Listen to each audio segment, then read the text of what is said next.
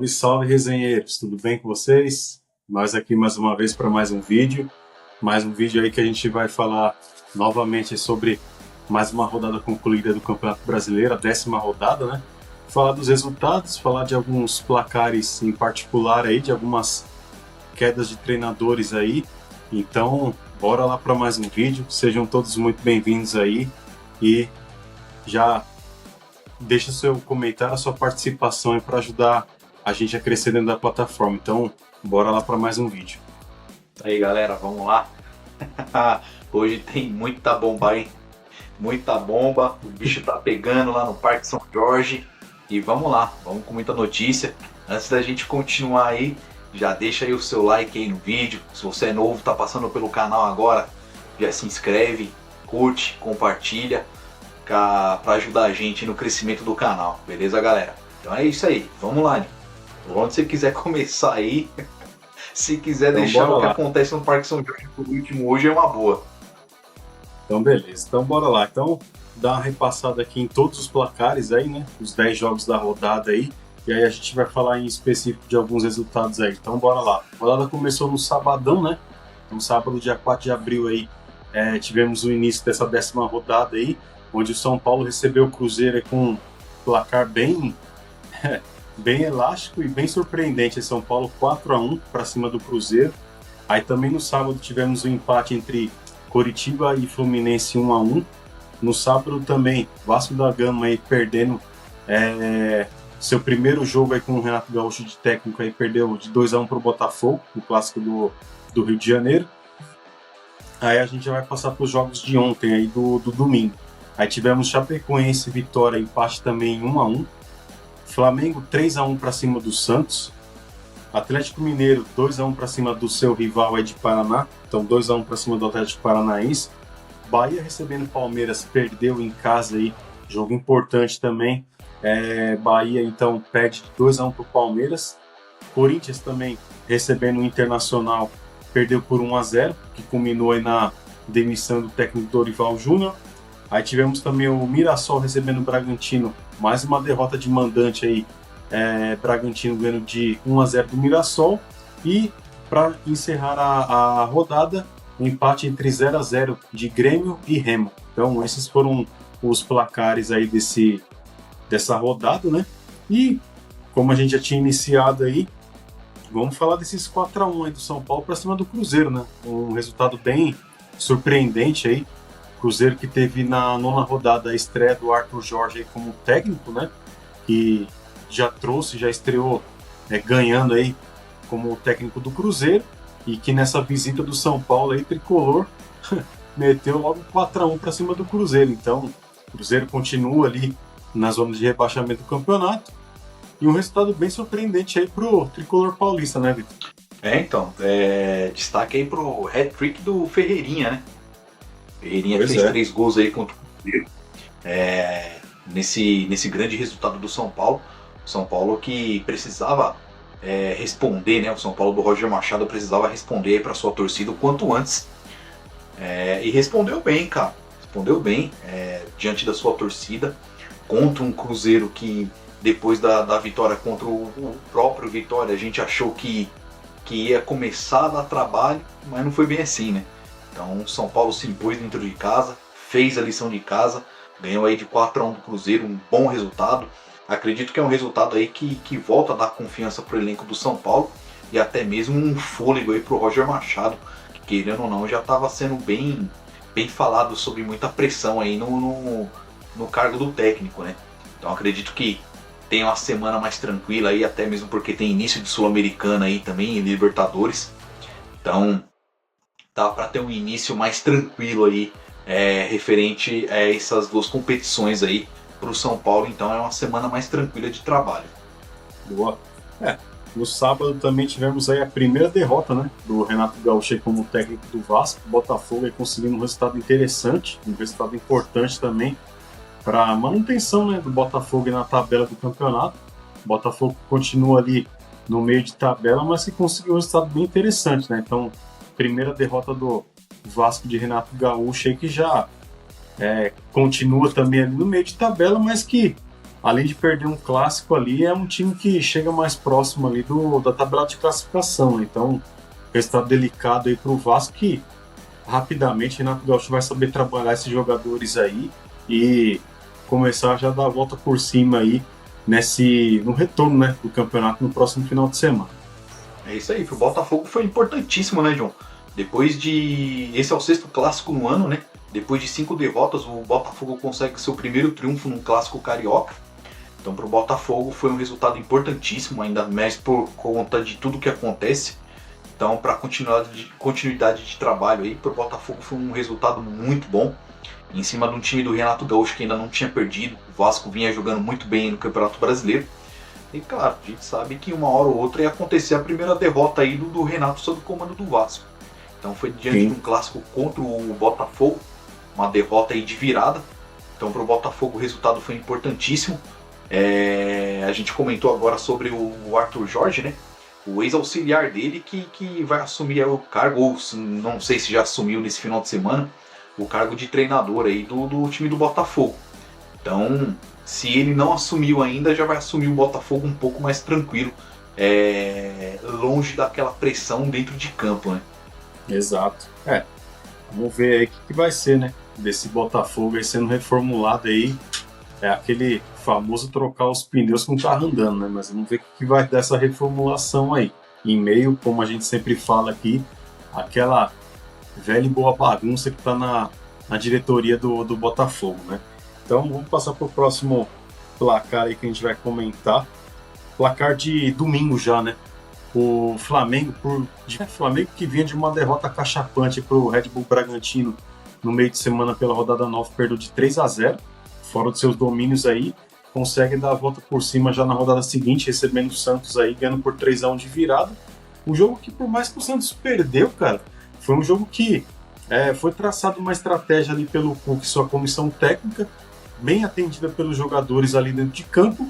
Só que assim, né, cara, aí quando o Santos conseguiu, o Santos estava jogando por uma bola, achou saiu uma bola, Lautaro Dias, quem diria, fez um golaço ali em pleno Maracanã. Mas o Santos, depois que rapidamente tomou um empate, né, numa falha, mais uma vez, do nosso querido Zé Ivaldo, que esse cara, ele é um jogador profissional, eu serei o campeão mundial de Fórmula 1 nesse ano de 2026, pode aguardar. Porque se for para ilustrar fantasia, vamos fantasiar, né? Porque onde tem caca, tem Zé Ivaldo. E entra técnico, sai técnico, esse cara continua jogando. E aí vem aquela questão, né? Ele foi improvisado como lateral direito, porque o Santos está sem lateral direito de ofício no elenco no momento, tanto pelas ausências de Igor, Vinícius e Mike, que eu não sei nem para que veio ao Santos. E aí o Santos vai e empresta o JP Sherman para o Coritiba. Então, assim, é a diretoria trabalhando a favor da destruição do próprio clube, né? Mas, enfim. Então, assim, o Santos ele se desmantelou depois desse gol de empate ali do Flamengo. Aí depois teve a virada com gol de pênalti ali convertido pelo Jorginho. Pênalti que eu achei que foi pênalti, sim, do Barreal para cima do Arrascaeta.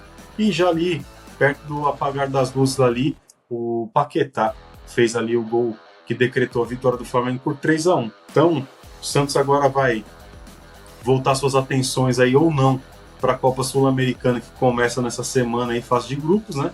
Vai até o Peru aí jogar fora dos seus domínios, sem os seus grandes jogadores aí, Neymar e Gabigol estarão fora, já estão confirmados que não jogam nessa partida aí. E, cara, é aquilo, né? O Santos acredita que vai levar essa competição bem meia boca, não vai fazer muito esforço para passar de fase, vai passar muito pela incompetência dos outros times ali do seu grupo, né? Acho que não vai forçar muito a barra para passar de fase, e se passar vai ser um lucro. Essa que é a minha visão hoje, né? Mas seria muito bom para mim se essa diretoria chegasse na comissão técnica e tratasse como prioridade a Copa Sul-Americana. Tem chance de ser campeão? Cara, não sei. A gente vê que ano após ano aí é sempre uma surpresa que acaba ganhando, né, a competição. Então, assim, por se tratar de uma competição internacional que vai levar o nome da sua marca ali para outros países ali e, consequentemente, de repente, para o campeão, que a gente já sabe, trazer uma vaga para a Libertadores, acho sim que tem que ser tratado com prioridade. Mas, enfim, não vejo isso sendo feito E pior ainda, acho que a diretoria, para encerrar a lambança que faz ao longo dos anos aí, ainda insiste em fazer com que esses jogadores medíocres aí, horríveis, estejam dentro de campo e que compromete o time, né? É questão de tempo. Mais tempo, menos tempo, Zé e Valdos da vida aí vão comprometer dentro de campo, que foi o que aconteceu ontem. Então, parabéns mais uma vez aos envolvidos aí e vamos ver o que vai ser nessa sequência aí, jogando fora de casa aí pela Sul-Americana. Cara, assim, com todo respeito, hoje em dia já era de se imaginar, né?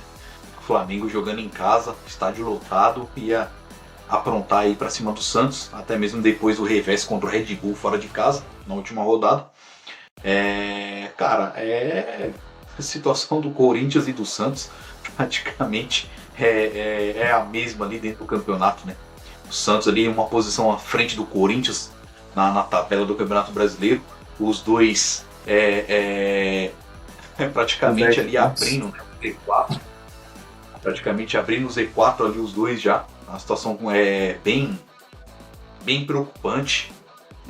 A gente falou aí bem lá no começo, eu cravei 5 Corinthians ficaria entre os 5 primeiros, mas enfim, daqui a pouco a gente fala disso aí, dessa vexatória, desse vexame aí. Mas enfim, cara, do Santos, eu entendo bem quando você fala de diretoria querendo destruir o clube, o torcedor corintiano entende bem isso daí. A gente passa por isso há muitos e muitos anos. E então a situação do Santos também é difícil, né? E o menino Ney novamente, hein? Novamente, mais um jogo sem jogar. O que aconteceu com ele aí? Foi algum desconforto? Ou simplesmente, não pode jogar e acabou? Não, foi cartão. Ele tomou o terceiro amarelo lá no jogo contra o Remo, que o Santos ganhou na Vila Belmiro. Inclusive foi o jogo aí que acusaram, né, o Neymar de misógino, né? Pela essa mídia porca e podre que a gente tem aí no Brasil, assim como o governo do nosso país também, que é um lixo, né? Que tudo que um cara fala, ainda mais um cara que tem o nome que tem como Neymar, ainda mais porque já declarou o voto contrário ao governo imundo que a gente tem hoje no país, o cara é sempre alvo de crítica, né? Mas enfim, ele não participou do jogo por conta do terceiro amarelo que ele tomou, né? Então esse foi o motivo, pelo menos dessa vez, justificável dele não estar em campo, né? Mas assim, cara, como eu falei no comentário inicial do jogo do Santos, acho que dentro da proposta que o Cuca fez ali com os jogadores, tava tudo certo. O time veio para se defender e jogar por uma bola. Conseguiu essa uma bola aí com o Lautaro Dias, mas aí não soube suportar a pressão do Flamengo, né? Que já tinha a maior posse de bola durante o jogo, mas não atacou o Santos com muito perigo. Mas assim que tomou o gol, já foi para cima e conseguiu empatar ali no erro de marcação do Zé Ivaldo ali, que foi a cabeceada do Pedro, né? E aí já conseguiu a virada logo na sequência e aí já colocou os últimos pregos ali na tampa do caixão do Santos ali durante a partida e terminou por isso mesmo. E aquilo, né, John? É o Flamengo, né, cara? É um dos candidatos ao título, então não tem muito, né? Flamengo é grande candidato ao título, tá subindo aí na tabela. Então a gente vai ver provavelmente isso aí novamente. Flamengo e Palmeiras na briga pelo título de novo. E correndo por fora aí, acredito que é o que tá ali, é o Fluminense. Não tem muito o que escapar ao Campeonato Brasileiro mais uma vez da mão desses dois aí. O único que vai correr por fora é o Fluminense. O Flamengo fazendo o seu papel. Fez um grande jogo, não se abateu aí com o gol do Santos já no início do segundo tempo. Foi para cima, conseguiu a virada. E é como eu disse, era de se esperar. O time do Flamengo, a gente sabe o quão superior ele aos demais clubes da Série A. Não falo só referente ao Santos, não. Falo praticamente todos os outros clubes da Série A. Então, fez valer, né, o seu elenco. E mais uma vez aí conseguiu aí 3 pontos importantíssimos aí pela briga aí do título do Campeonato Brasileiro. E para não deixar o Palmeiras, né, que abriu 5 pontos de vantagem, não se distanciar tanto, né? Porque o Campeonato Brasileiro é isso. Quem tá lá na ponta der uma disparada. E assim, eu falo no sentido de Palmeiras ou até mesmo Flamengo. Se esses clubes estão na ponta e disparam, cara, aí fica totalmente difícil de recuperar, de chegar nesses times aí. Boa. Bom, já que você citou aí, era o próximo jogo da nossa pauta aí, então vamos lá, né? Palmeiras 2-1 para cima do Bahia aí, jogando fora de casa, um resultado que para mim me surpreendeu. Eu imaginava um empate nesse jogo, né? Até porque o Bahia dentro dos seus domínios aí é muito forte. O Bahia que na temporada passada ganhou os 2 jogos do Palmeiras, né? Em casa e aqui em São Paulo. Então era um resultado que eu achava que o Palmeiras conseguiria no máximo um empate. O Palmeiras conseguiu uma brava vitória aí. E cara, você acabou de falar do Flamengo, entendo, mas aquele Flamengo que a gente já viu de anos anteriores aí, não vejo esse ano aqui. E como eu já falei aqui no canal também, vou reiterar novamente essa minha declaração aí. Pra mim, cara, o campeonato tá muito mais pro Palmeiras esse ano aqui do que pro Flamengo. Você falou que, em tom de brincadeira aí, que não se preocupa, que tá tranquilo, que o Palmeiras não vai levantar mais títulos esse ano, mas, cara, eu acho difícil alguém tirar o título do Palmeiras esse ano. Ainda mais quando a gente coloca na balança aí essas vitórias para cima de times cascudos aí dentro de casa, como o Bahia, Fluminense também dentro de casa, acho que vai dar trabalho. O próprio Flamengo, o Cruzeiro, são jogos aí que vão ser bem interessantes a gente acompanhar quando o Palmeiras for visitar esses times aí. Mas assim, cara, fez valer a sua força, seu elenco, e conseguiu uma vitória importante que deixa aí a 5 pontos já na liderança, né, isolado aí na liderança do campeonato. E acho, cara, que vai ser difícil o Palmeiras ser batido nesse campeonato. Então, assim, o Palmeiras já iniciou bem, acho que vai manter a ponta da tabela e dificilmente alguém vai tirar. Então, acho que se Flamengo ainda tiver a aspiração ainda de defender o seu título brasileiro, cara, vai ter que jogar muito mais do que vem jogando. Então, Palmeiras, para mim, aí hoje, tá com a faca e o queijo na mão aí para levantar essa taça aí também, além do Paulista que já ganhou, né? Até o final de semana que vem. Próxima rodada, pega o Corinthians, perde, a vantagem já diminui. Pode ficar secado. Meu Deus. Nada melhor do que um clássico pra gente se reerguer. Nada melhor que um clássico pra gente se reerguer. Eu acho que ainda tá muito cedo pra falar que esses caras vão ser campeão, cara. Só 10 rodadas só. Diferença de 5 pontos. No final de semana a diferença volta a cair pra 2. Pode ficar sossegado. Pode ficar tranquilo. Eu falo isso com maior tranquilidade, maior naturalidade e confiança que o Corinthians não perde pro Palmeiras no final de semana que vem. Então já vou adiantando aí, tá? 2-1 pro Corinthians no final de semana que vem. Já vou até adiantar esse placar aí. É 2-1 Coringão no final de semana que vem. Mas o Palmeiras foi, falando aí do Palmeiras e Bahia, o Palmeiras foi muito bem. Um grande resultado assim fora de casa. Bahia é aquilo, né? É aquilo que a gente falou em alguns vídeos aí. O Bahia a gente não pode esperar que seja campeão, porque não tem elenco para ser campeão. Mas é um elenco que dá trabalho. É um time que dá trabalho aí. Já em algumas temporadas dentro do Campeonato Brasileiro. Tanto que a gente vê aí que se classifica para pré-Libertadores, se classifica aí para a fase de grupo da Libertadores. Então é isso. É um clube que dá bastante trabalho para os demais adversários no Campeonato Brasileiro. Mas ontem não foi capaz de parar o Palmeiras, né? Jogando dentro de casa. O Palmeiras mais uma vez mostrou a sua força, mostrou porque é um dos clubes aí dentro do Brasil a serem batidos. Também não tenho problema nenhum de vir aqui falar isso. É o maior rival aí do Corinthians, mas quando a gente fala sério, tem que falar sério mesmo. Não tenho problema nenhum em dizer isso. Então o Palmeiras fez valer o seu favoritismo, fez valer aí porque o time a ser batido, não só no Brasil, mas aí dentro do futebol sul-americano. E a gente vê que o Palmeiras junto com o Flamengo é uma potência. Também concordo com o que você disse aí, que o Flamengo hoje não é tudo aquilo que a gente já viu alguns anos atrás, até mesmo porque o elenco do Flamengo acredito que já está com média de idade mais avançada. Então o Flamengo vai começar a precisar dar uma enxugada aí nesse seu elenco aí, renovar um pouco mais esse elenco. Mas o Palmeiras não. O Palmeiras já é um clube aí, pelo meu ponto de vista, é um clube mais jovem do que o Flamengo. Já vem se reformulando, já tem alguns anos, não é de agora. Então, e o Abel sabe, né? O Abel sabe trabalhar. Ele Ele mostra isso todo ano. Todo ano. E a gente sabe aí, como você mesmo já falou em vários vídeos aí, já estão jogando essa bola sem o Paulinho. Agora imagina quando o Paulinho voltar bem, o quão forte vai ficar mais esse time do Palmeiras, né? Porque o Paulinho também eu acho um bom jogador e acho uma peça fundamental aí para esse time do Palmeiras. E um cara que se encaixou muito bem aí foi o John Arias, cara. O John Arias, ele se encaixou muito bem aí nesse time do Palmeiras.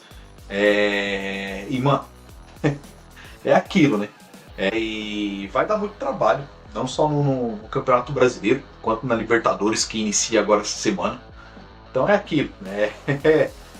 Vamos ver aí o que vai acontecer, o que vai rolar aí, que agora começam os dois campeonatos de novo, aí começa a ficar um pouco mais desgastante, né?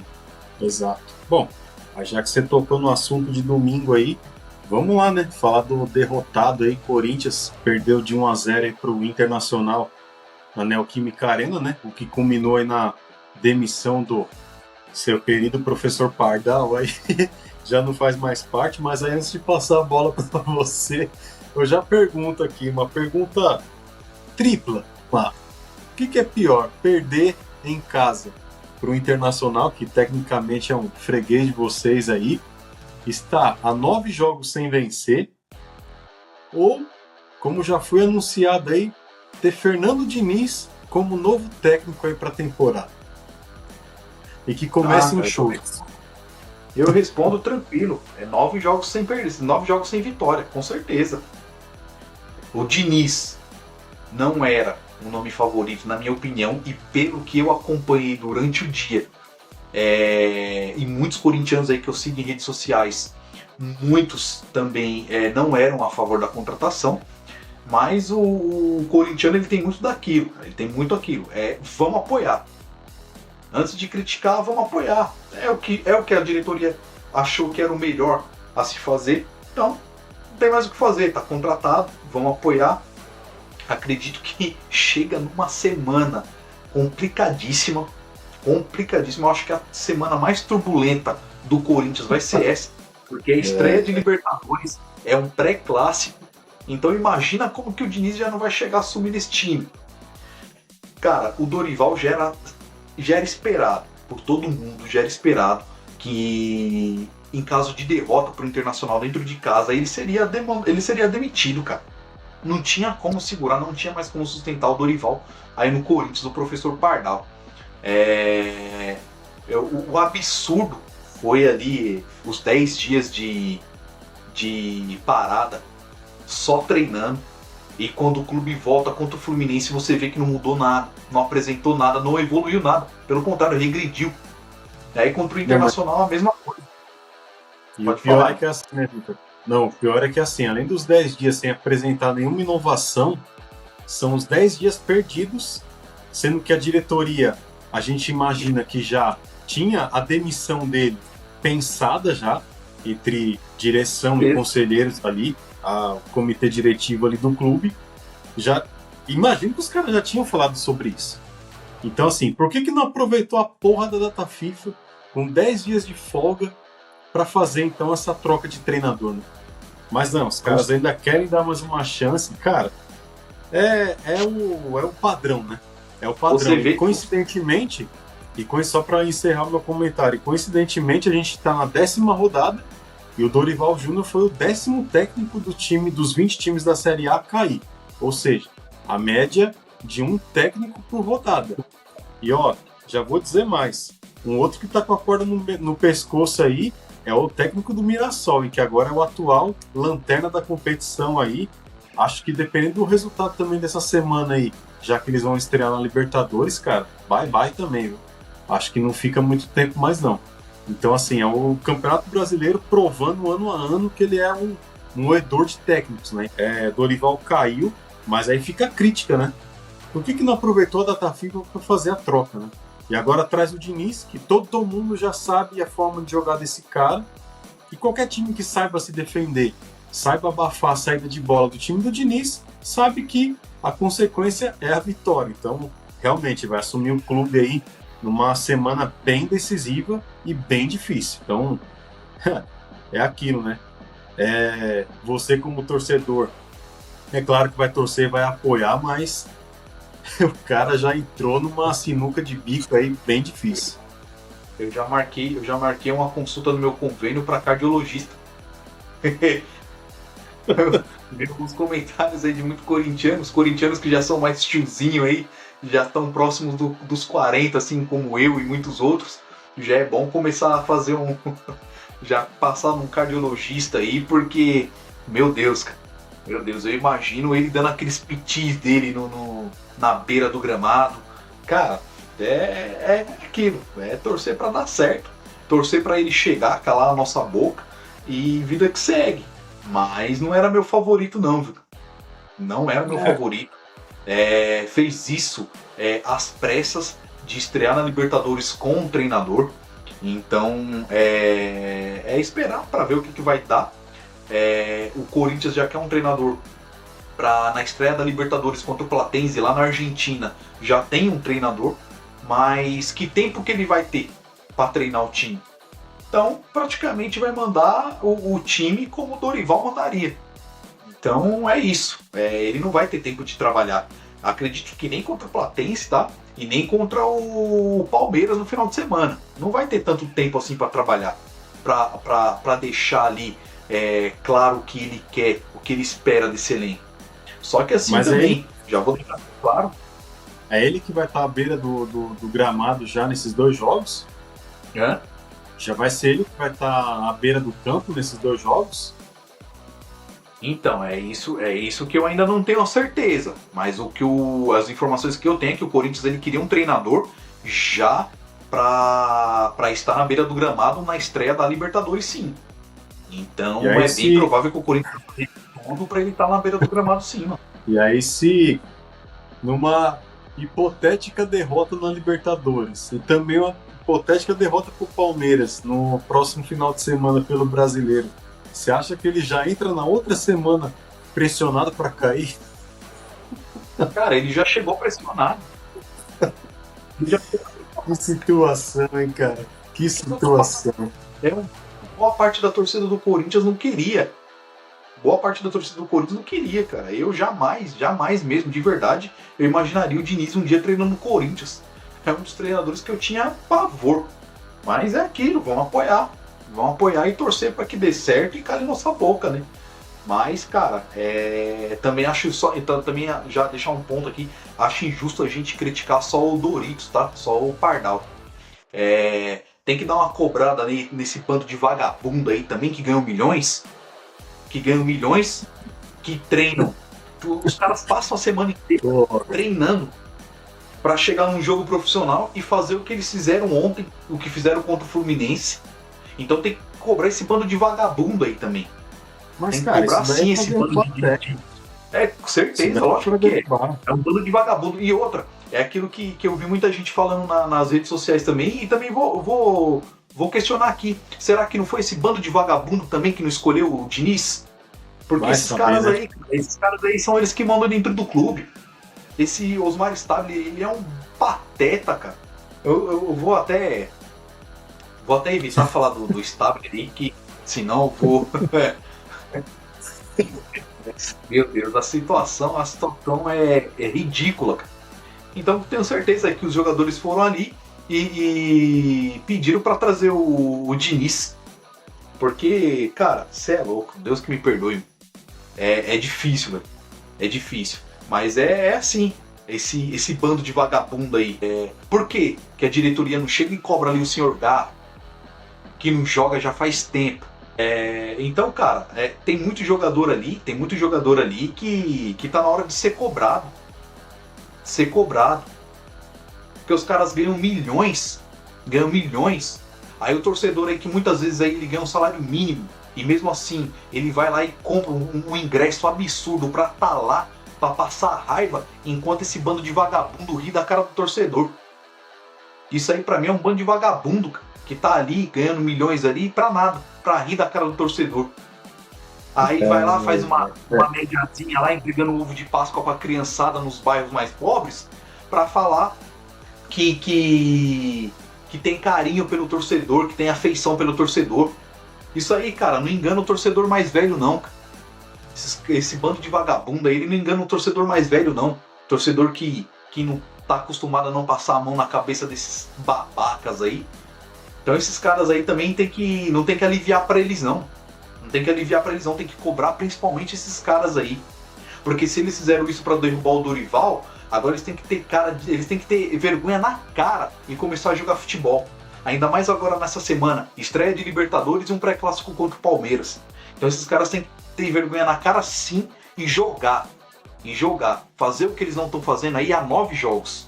Porque é inadmissível um clube que no início de fevereiro tenha sido campeão da Supercopa do Brasil em cima do Flamengo, jogando muito bem e do nada desaprender a jogar bola. Isso é inadmissível, cara. É complicado mesmo. O Corinthians vai ter realmente uma semana bem decisiva, né? Então vamos aguardar, né? Bom, mas é isso por esse vídeo aqui. A gente agradece quem ficou até aqui com a gente. Então deixa o seu like aí, compartilha, se inscreve no canal, dá um hype também, pessoal. A gente, começo de semana, quem tem conta aí no YouTube aí, pode hypar, isso aí também não custa nada. Todo mundo que tem conta pode até dar 3 hypes aí nos vídeos. Se vocês fizerem isso daí, vai ajudar a gente bastante a fazer com que o vídeo e o canal seja proliferado aí para outras pessoas que ainda não nos conhecem. Então, dá essa força, dá essa moral pra gente crescer dentro da plataforma aí. Então, muito obrigado para vocês que ficaram até aqui. A gente volta com mais essa semana, tem Champions League, tem Libertadores, tem Sul-Americano, então tem muita coisa para falar aí. A gente volta com mais informações aí. Agradeço a todos que ficaram até aqui, muito obrigado e até o próximo vídeo. É isso aí, galera. Não é só a semana do Corinthians que tá fervendo, não. A semana no futebol vai ferver aí, hein? Bastante conteúdo no canal. É isso aí, galera. Obrigado por quem ficou até agora. Um abraço a todos aí. E vai Corinthians, hein? Vai mesmo.